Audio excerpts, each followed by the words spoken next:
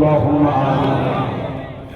পাশাপাশি আমিও দোয়া করি আল্লাহ আপনাদেরও নসিবকে যেন বড় করে, বলুন আল্লাহুম্মা আমিন। আসুন এখন আপনারা দোয়া করুন। আপনাদের ছেড়ে দিতে মন যাচ্ছে না, বুঝতে পারছেন না, কিন্তু ছাড়তে তো হবে।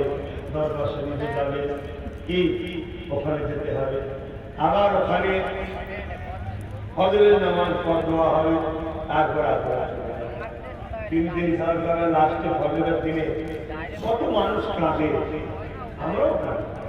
কেন মনে হচ্ছে কি একটা বিচ্ছেদ যেন একটা হচ্ছে। প্রেম আমার দাদা হুজুর করে দিকে আমাদের সাথে যুগ যুগ ধরে চলে আসছে।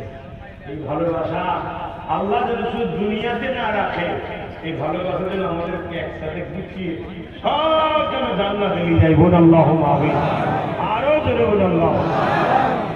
ইনশাআল্লাহ আশা রাখলে অসুবিধা আছে না? আশা রাখলে ইনশাআল্লাহ আমরা জান্নাতি হব, বলুন না ইনশাআল্লাহ।